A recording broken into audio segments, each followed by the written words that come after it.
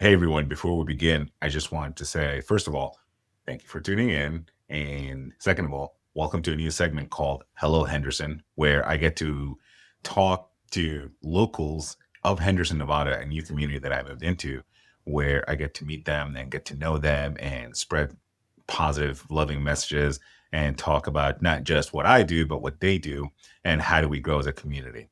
In this first segment, we ran into some technical difficulties, and I'm pretty sure you're going to find out exactly where they are. It wasn't fair to my guest for me to just ask him to come back and redo the whole thing because time is valuable. And we just rolled with it. If you know anything about me, you know that I'm an agile coach. You know that I'm all about pivoting and finding solutions. And that's exactly what we did. Why? Because the show must go on. So, welcome to Hello Henderson.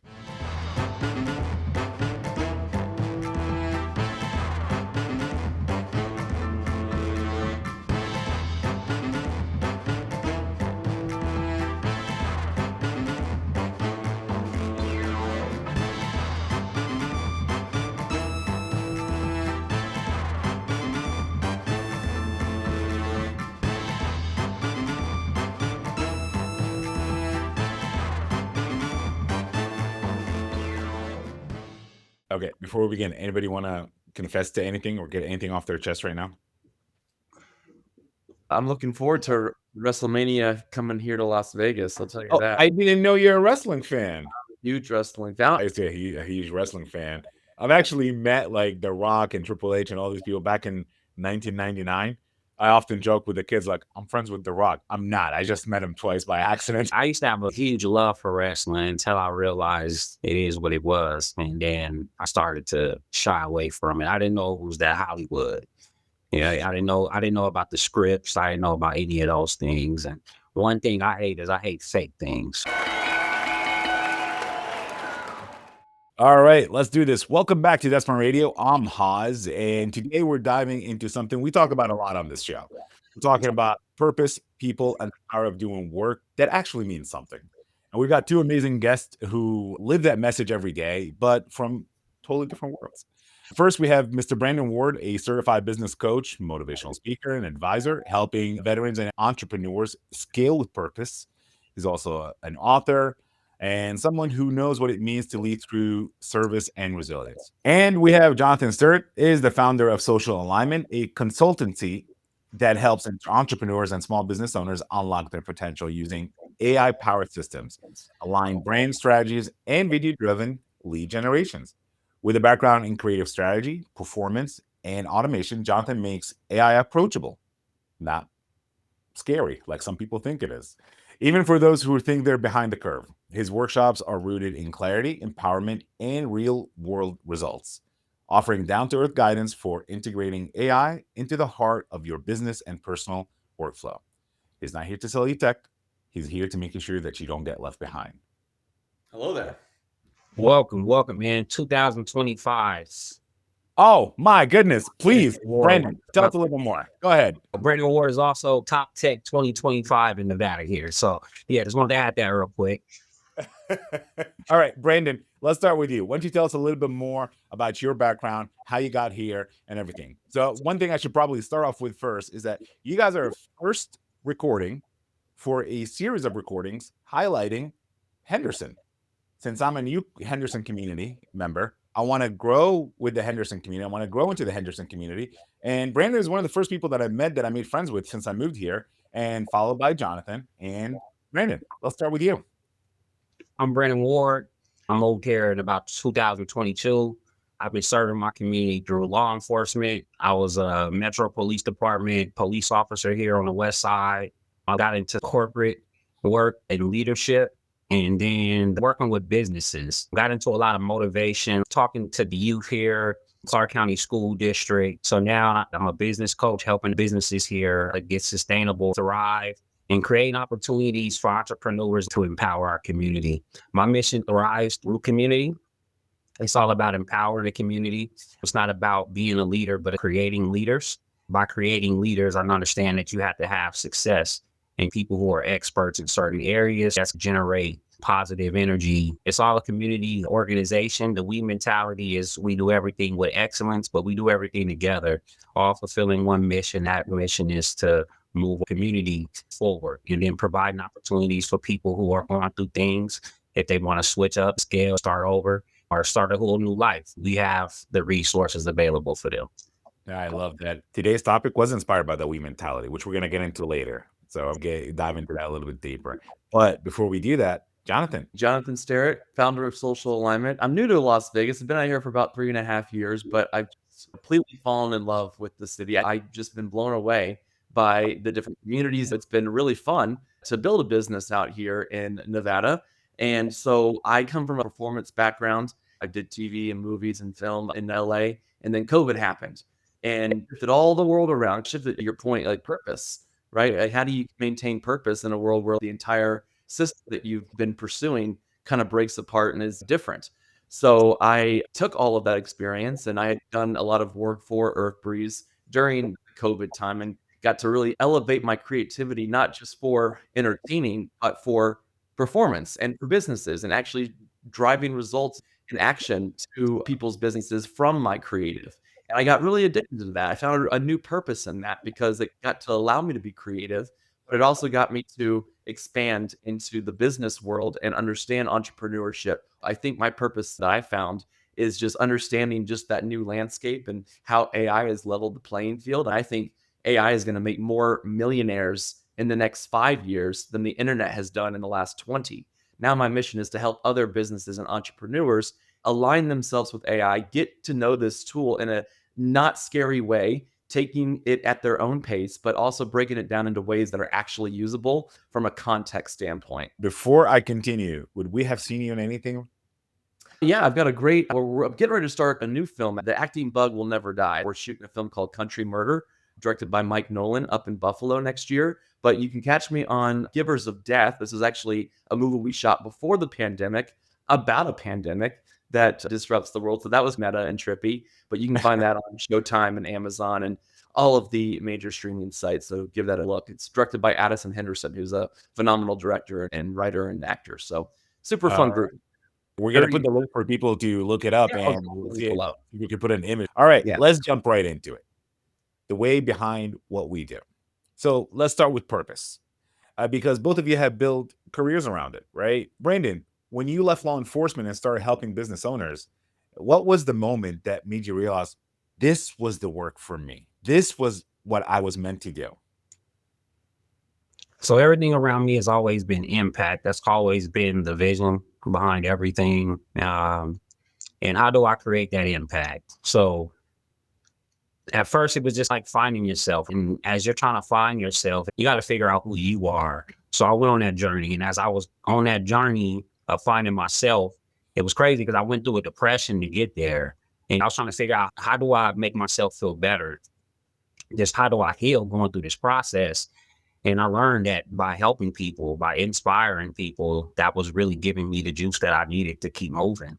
And I was trying to figure out, okay, how do you monetize this? How do you leverage this gift? Once I figured out monetization, I was like, I want to be a speaker. And I started speaking. And then once I started speaking, I was making people feel good. I was inspiring them and giving them ideas to move forward with. But I didn't have a product. I didn't have any way to really monetize that because people don't really pay for you to make them feel good unless you're really doing something for them.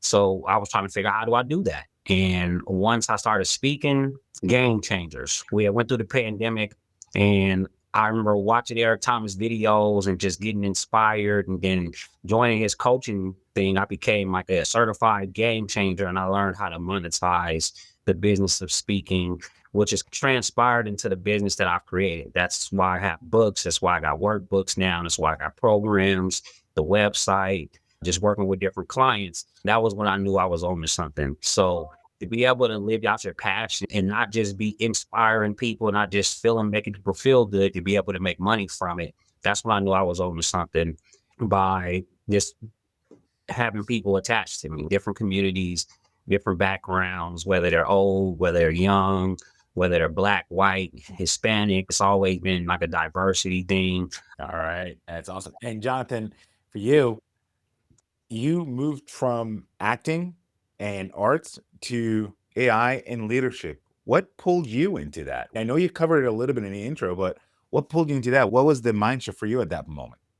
Yeah, if I could wave a magic wand, I would have never leave acting because acting has been my passion since I was a kid, and it still is. And it doesn't mean that you can have only one passion, but I found that the reality of the world shifted and pushed me into a direction that I had to make a pivot. Performance creative and performance marketing really fell into my lap. People had seen my work, had seen kind of what I was doing. I was working with a lot of clients, actors for social media and content creation by that point in time. So there was an awareness of my work. I got put into this great company called EarthBreeze, and I just got this great opportunity to take my creativity and apply it to a medium that was performance driven, that was conversion driven, that was still engaging with an audience and making them feel something. My original goal was to kind of branch off and take my business social alignment and bring it back after COVID, but the goalpost moves again, and you notice, oh wow, wait a second, what's this AI thing? But I see AI as a human amplifier, a way to. I've been more creative in the last 2 years than I ever was before AI because of the ability it gives me. So now I get to take it and be like, how can I use this to amplify what I'm doing, but also teach people in the same time how to apply it to their business because it's not going away. So now it's just a matter of shifting our perspective, taking it one step at a time and figuring out what can it do that will help me. It's funny you say that because I, as an agile coach, and I do a lot of classes, one of the things that I teach folks is that at the turn of the century, industrial revolution, the internet, the dot-com era, and of course, next is AI, which we're in it. We're right in the thick of it now. And we often talk about, well, what's next? And of course, there's a lot of things that come out of that, but I digress. We'll talk about that another time. So I do love that both of you are describing this shift that comes from the inside, like it came from the inside, and not just a career move. It's not like you were just looking for a paycheck. You were looking to do something that you really want to do and excel in because you love it. Because what was the old saying? If you do what you love, it's not work. If you do what you love, you'll never work a day in your You'll life. never exactly. All right, so let's talk about authenticity and leadership. You Yeah. both work with people in high stakes, high emotion environments, whether it's creative entrepreneurs or veterans, or how do you lead humans without killing their spark? Brandon, you talk about mindset and discipline, but how do you get people to believe in themselves again, especially those who faced failure or trauma? So first thing and foremost, we always lead with personality. I'm an expert in DISC and personality assessments. Not just that, this philosophy itself. My favorite author is Robert Greene. I've read every book when it comes to the laws of human nature, 48 laws of power, identifying people's narcissistic behaviors and utilizing that narcissism for my benefit, seeing other people's and seeing people's objectives and just seeing things ahead of time. So the main thing is just honestly, it's just first and foremost getting to know a person and then understanding their motives. Most people, they come when you meet a person, they have an issue that they're trying to solve. It's more about just understanding that person and putting them in putting situations where they can thrive. I am fortunate that I'm able to work with the Veteran Business Outreach Center, and I get to work with veterans transitioning out of the military. And a lot of times people ask me, what is something that every veteran deals with as an issue as they're leaving out of the military? Everybody struggles with something different. It's all based on their personality, their role, their experiences. Some people are leaders, some people are followers. It takes a good leader to be able to identify those things, especially when you're dealing with difficult situations. It comes with business, it comes with being a professional, and you got to deal with uncomfortableness. My thing is putting people in position so that they can grow. So if we identify what the issue is, you have to treat people with the platinum rule. You got to treat people the way they want to be treated, not the way you want to be treated. And then you just got to be able to adapt and adjust and be patient with people. So my method is more not just holistic, but it's a philosophy method, the energy right behind it, really getting deep down and not just getting the bare minimum of the answers. I love that. Jonathan, working Yeah. with AI, there's a misconception that everything that Brandon just said, AI can handle that. Brandon and I are on the side of no, AI can't handle that. Can you tell us how do you continue with that messaging? Yeah. How do you continue with that messaging and have authenticity in leadership? As much as I talk about AI and I'm a huge proponent and fan of AI, I also believe that we need humans now more than ever because AI will never feel anything, right? It will never have that emotional component to it. And so, as we are trying to discover and understand this new tool and how we use it and how it benefits us, the human connection is crucial and the ticket to entry here just to get off the gate. And I want to, yes, this is why Brandon and I work so well together, complement each other in a lot of ways. But what he's saying, identifying these things that these people are really struggling with. And I think that comes first with letting everyone that we work with know that it's a human based interaction that we're having, right? As a business owner myself, all I want is someone to look at what I'm going through or doing and be like, hey, I understand. We're going to figure it out. And that's the cool thing about AI too, is that no one has all the answers. I always like to say that between me and my AI, we know everything. Everyone's going to have a different communication style, which is why Brandon's DISC assessments and all the work he does with really identifying that, I think is like so underappreciated and underused in this society and today, because we should be understanding each other on a level that's more than just surface. So what I'm hearing through all this, it's the human element that's still really more important, regardless of whether it's AI, technology, quantum physics, whatever the case may be. Human is still the center and the heart of everything. Yeah, I truly believe that. I've never had my artificial intelligence just throw me ideas and say, Brandon, go do this. It's always me starting the conversation. I have an idea, I have a issue, and then all it's trying to do is solve that problem or that issue or give me that answer. So that human element is definitely needed. I think that this is a perfect time to identify why leadership is so important, because in order for you to be able to run a tool as powerful as this and to really have it bring results that you need it to, you have to be a leader. Like you have to lead this. It's like having an amazing employee that if they came and worked for you, you still would have to figure out a way to include them in your organization and properly lead them and help them grow. Same thing goes with your AI. As it's getting to know you, you have to help it grow. You have to put it on those missions. But in the same sense, just like you are working with your AI, needs you to work with it. So once it gives you the recipe, now you got to cook it. And that's the human element. And I think that's why it's so important for people not only to understand the power of AI, but the responsible usage of AI as well. I think that the accountability of AI too will, like, to Brennan's point, increase the efficiency of leaders, because maybe I'm a little off on this one. Don't blast me in the comments if I am. But if you look at kind of businesses and CEOs and leaders in general, I feel like some people invest into certain employees, but then there's like a general overall, I'm not going to do as much. I'm going to do the minimum for these human employees because they might quit or they might fizzle out. We're not sure if they're going to be efficient enough for us. So we're not going to put as much time in to that training, to that development.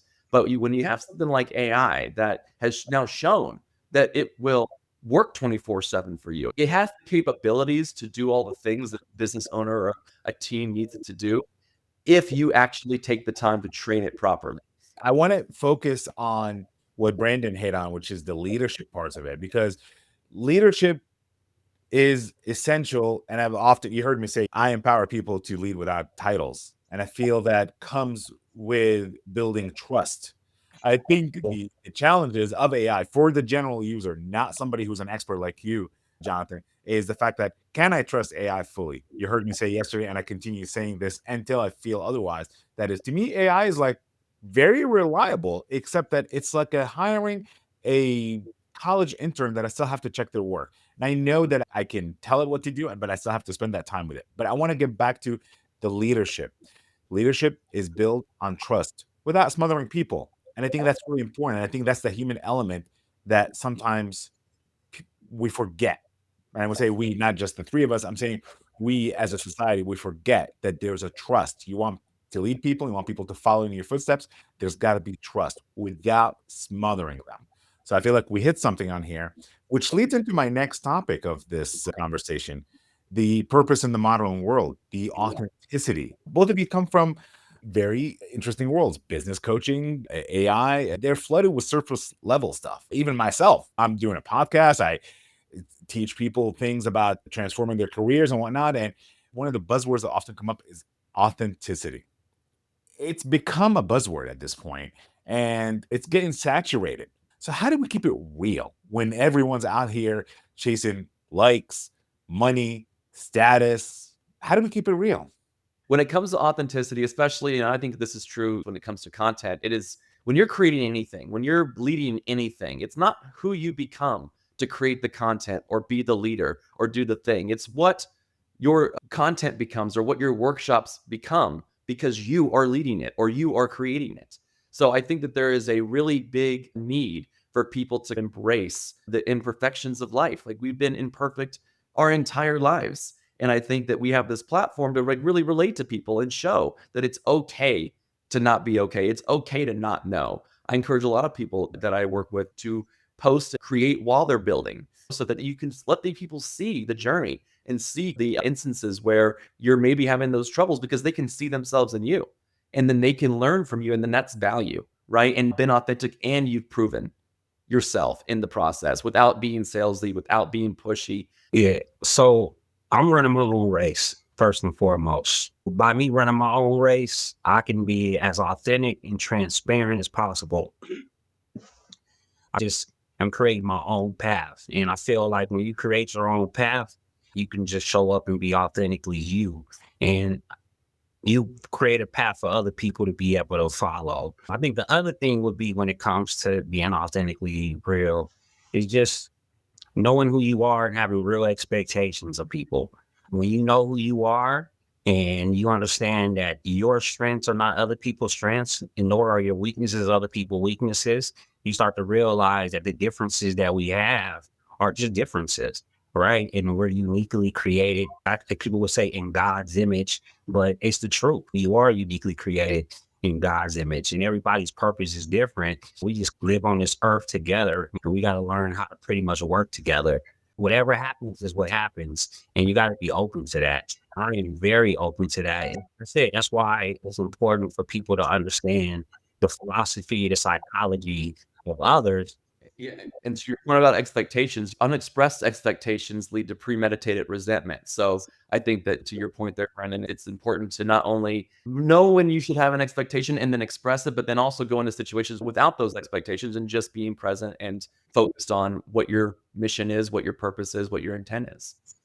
So, Jonathan, I want to hit on something that you said in your bio: inspire positive change. What is one moment where you saw that happen and come to life for you?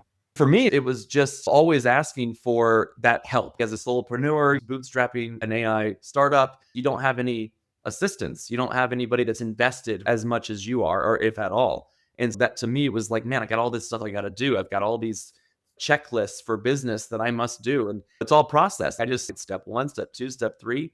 And then back in the olden days when I was working for corporate America and working with a lot of people, I've always been a process minded person. So I would go and explain all the nuance to what this maybe workflow or process needed to have. And I would get the feedback of, Jonathan, we just got to go. It's too complicated. It's just too complicated.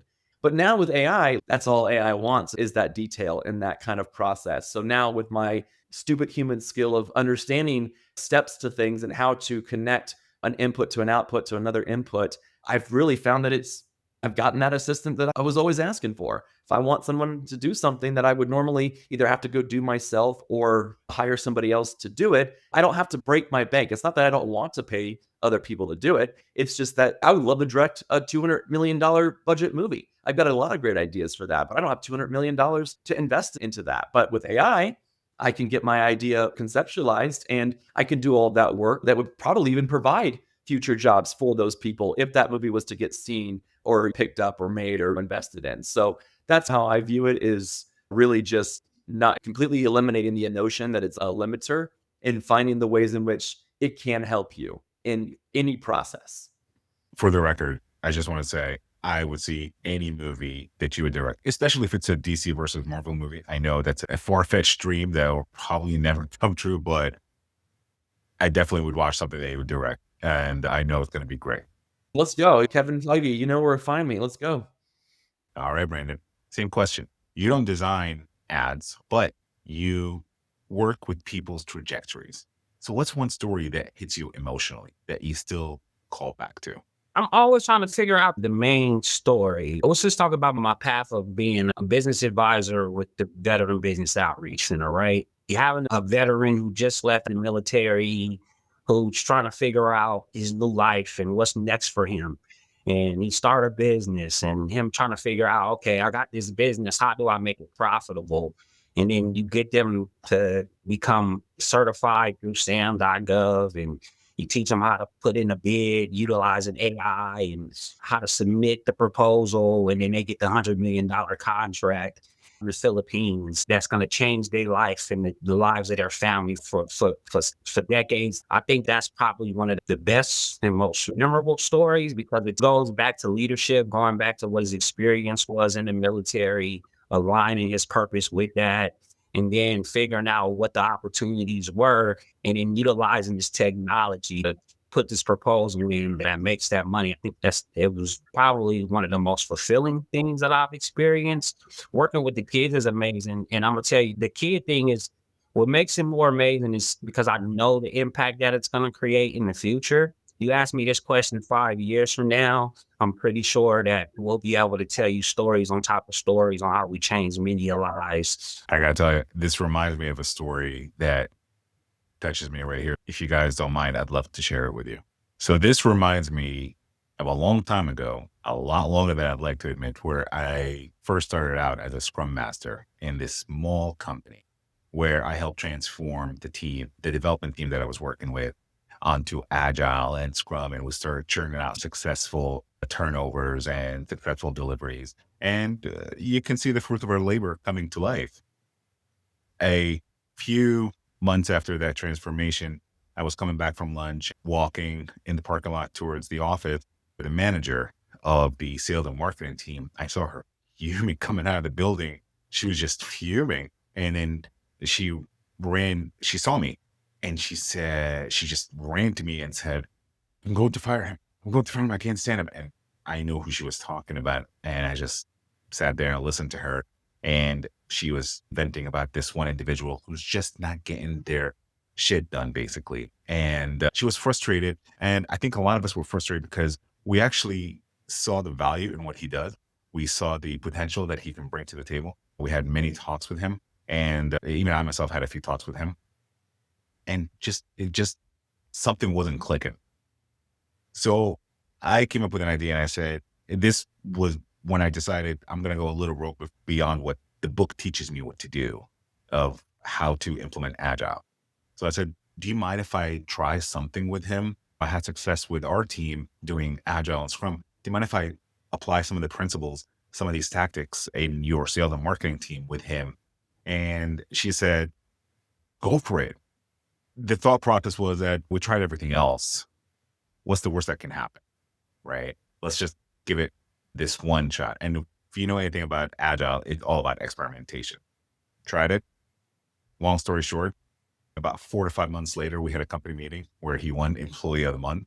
And he got up there and said how he made the transformation. And he did thank me. But the one thing that stuck to me was that he said, I just want to really thank you. I know I could do this stuff.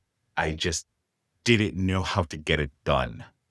I cried that day, and I'm talking about it right now, getting goosebumps just talking about it. But it was just the fact that he said that he just needed help to get it done. He knew what to do, but he just didn't know how to get it done. And that was so emotional for me because I used to feel the same way earlier on in my career.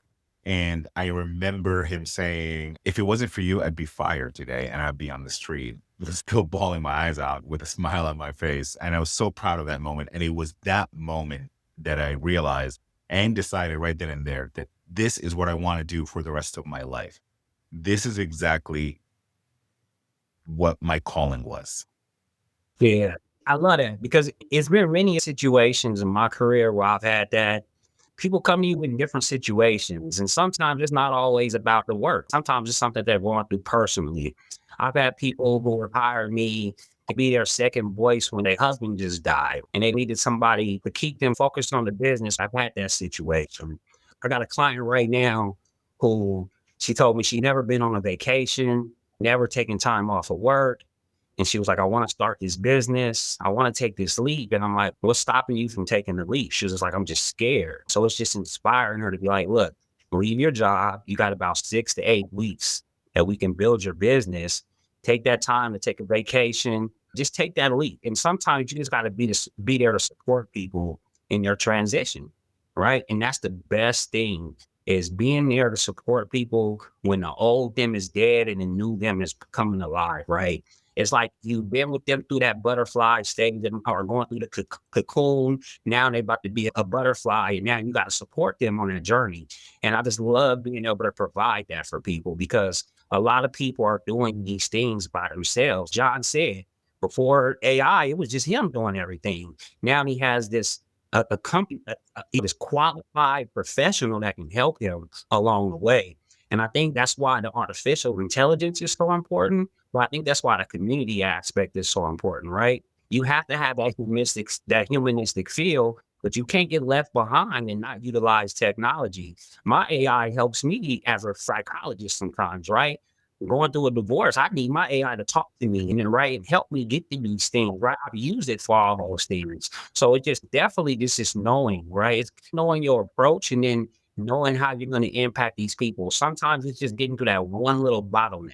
And that one bottleneck they just need the courage or the inspiration to move forward. When I was a child, I remember I was waiting for for an adult to tell me, you would be good at this. Now I'm an adult doing that. Man, I hear all of these things, man, you would be amazing at this. This is what the philosophy was. I wanted to see you succeed, and that's what you got to. So, all these different moments as a coach, and in every client, you always have these specific moments that stand out. But I love the one that you brought out, because that transformation is everything. I love that overlap, you guys. I absolutely love it. Jonathan, you with AI, Brendan, you with growth, and I throw myself into that mix too with what I do. We all have that passion to help people grow and thrive and find their niche, as you say. And it's a wonderful feeling. And I think that's why we became such good friends when we first met. We all just connected it because we all share the same mindset and the same passion to help people grow, to find themselves. Different tools, same mission. Now let's talk about transformation. You've both reinvented yourselves. Career shifts, mind shifts, complete pivots.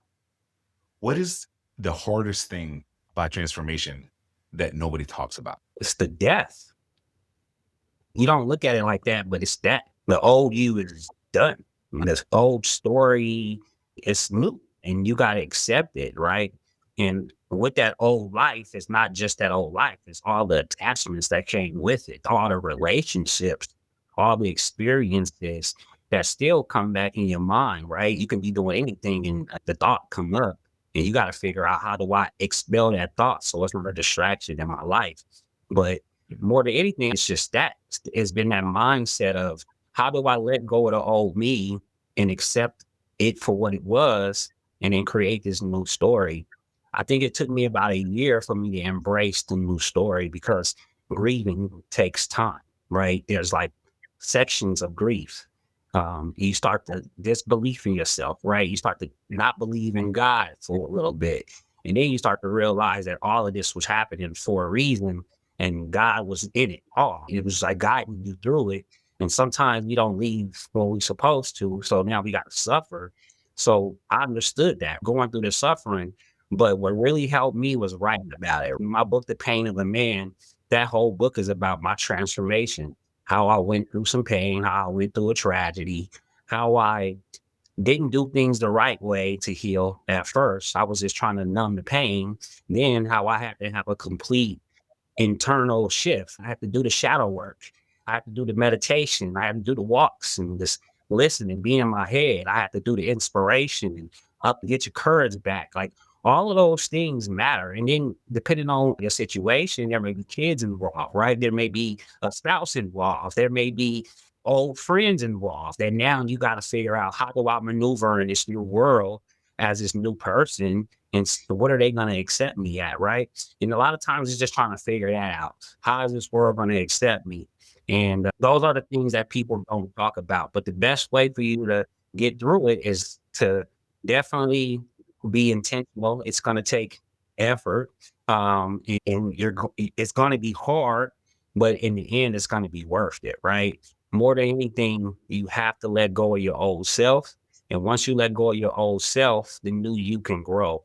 And that's always the hardest thing for anybody. That's really powerful. When did you know that the old you is dead and you're not going back to the old you? When I found something new, I knew I wasn't going back. I would say when the new me stopped looking back. I would just say that, right? It wasn't no more looking back, nor was it even looking in the rear view. It was just staying focused on what was ahead of me and what I was building. And that's why I tell people, that's why I started this out. I'm creating my story now, right? All of this is a chapter in my new story. And that's how I look forward to everything. Yeah, I completely agree with what Brandon's saying. I think everything is based on choice. So if you have a really, as an actor, they always say, take care of your instrument, right? If you're going to pursue this craft. And I believe the same goes for business. Take care of this instrument because it is going to be what helps you make all of these decisions from a grounded, present place that is rooted in choices that you're making internally, not choices that you feel like you're having to make or being forced to make from external forces because they don't exist. Like you control every choice. You control all of that. So how do you define success now versus 5 years ago? How do I define success now versus 5 years ago? Happiness is a choice. I think that with those choices, and in order to maintain that happiness, when you're writing this new chapter, making sure that you are choosing the right characters for the new chapter of your story. And I think that there's a lot of not disclosed work and effort and thought process that goes into if you're going to be an entrepreneur, if you're going to start a business. And I think that if you're really committed to it and you really want to do it in a way where I don't believe in work-life balance, I believe in more work-life alignment because the business is always going to be there. So you got to find a way to align, learn how to say no to some things, especially if you're just starting out. People don't tell you that it's okay to say no. So you have to learn how to take care of yourself. And part of that is by saying no. And my legacy for me may be different than other people. A lot of times people, they look at legacy through the family. I look at legacy through the community, something that lives on forever. I feel like if we can just empower the community itself, you will see the outcome of it. I think we have lived in a world where the community has been preyed upon for years. People only bring programs into the community when they have opportunity to eat or to make money off of it, not really to help people really develop and grow and be successful. So when it comes to me, that's what legacy looks like. It looks like a bunch of different looking people from one shared space creating success and then having that just continue to grow on. I feel like if you can focus on here and now where we are, it can continuously expand the messages that are positive and the things that we create that work. I feel like when you systemize them, they can be duplicated and you can take them anywhere. So to me, that's really what legacy looks like. It looks like me being able to really make an impact. And then we would say franchise it to be able to be scalable and move throughout the United States and then moving throughout the world. That's pretty much the reason why I created the Lemonade Stand business plan, because I feel like if we can teach these youth to be successful entrepreneurs, I feel like that's the legacy that I want to leave. All right. What about you, Jonathan? Yeah, I think that with as big of a shift and as big of a movement as AI has become and a disruptor as AI has become, I think I want to be known for being one of the voices that let people know that AI was not just about automation. I want to see more businesses that have thrived because I was able to help usher in and shift the perspective on what they could be. And even just giving them either personally or with tools, that support system, that belief champion, the raw section that is like that feeling of I'm covered. I am seen. There is a resource. There is a solution. And that's the thing. Legacy isn't about how people remember you. It's about what they become because of you. Yeah. I always look at it and you always look at it. I wish the United States just had a vision of legacy, right? And what I mean by that is why can't two sides have a vision of success that's similar, right? And then we all go towards that. It's the we mentality. That's what the we mentality is. We know what good is. We know what success is, right? We know what feels. We know those things.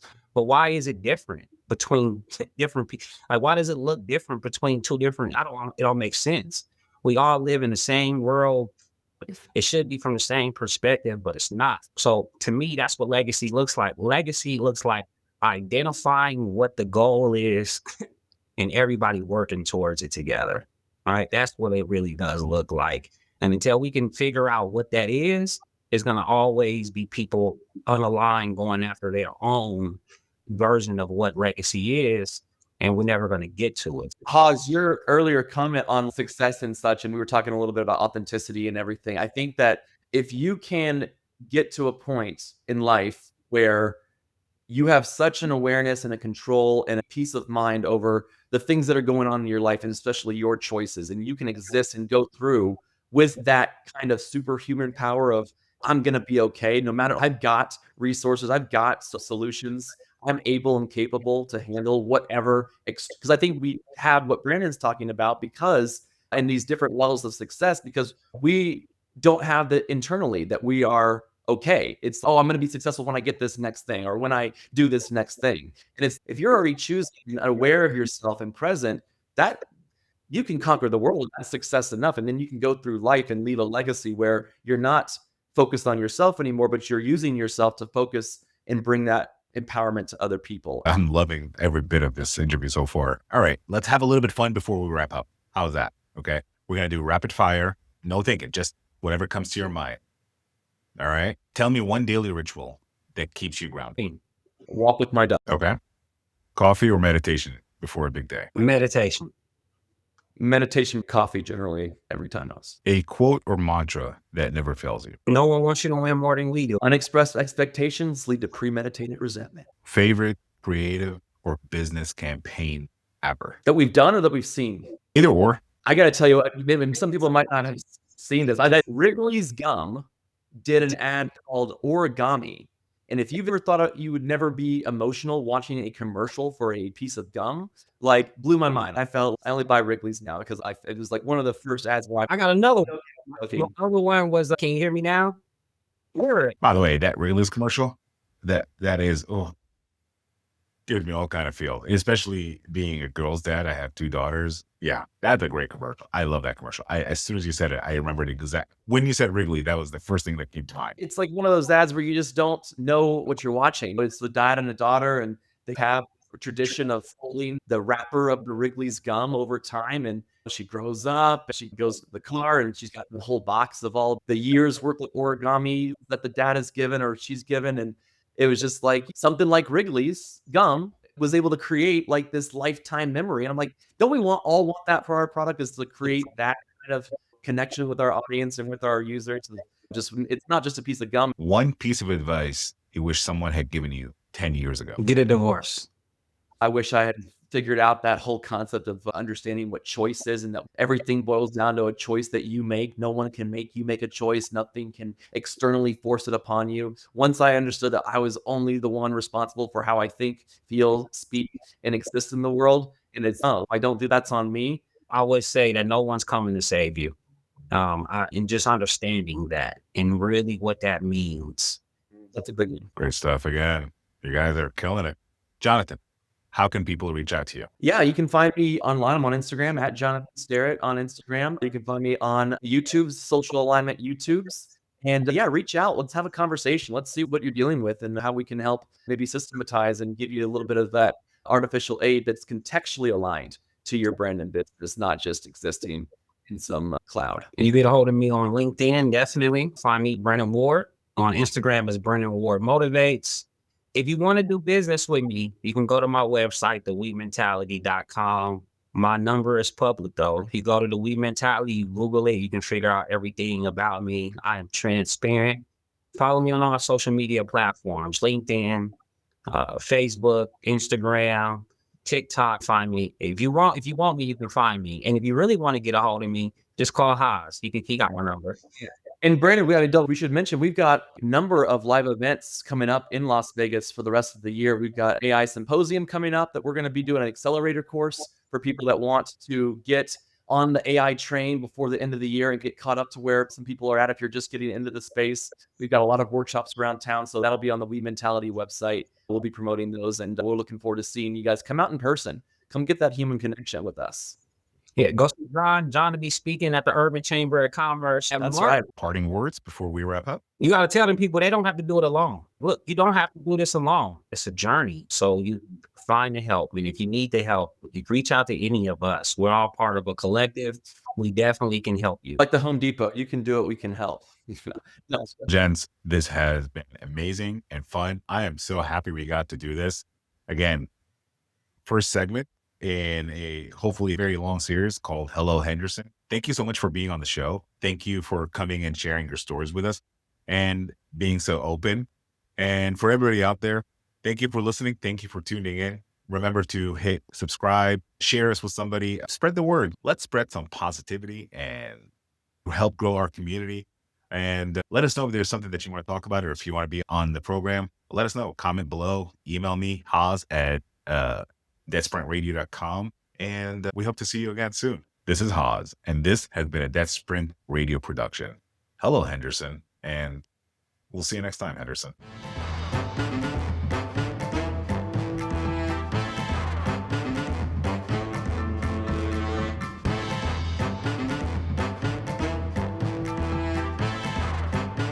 Huge wrestling. Now, I mean, I've watched it for some time, but like it's gotten really good lately. I went to WrestleMania last year, and it was epic. Yeah, if you know, we're willing to go. We'll work. If it, just not too expensive. Not ringside. I'll sit in the nosebleeds. I don't care. Brandon, anything you want to confess to that you like? Do you like wrestling? Are you a closeted symphony orchestra kind of guy? Nah,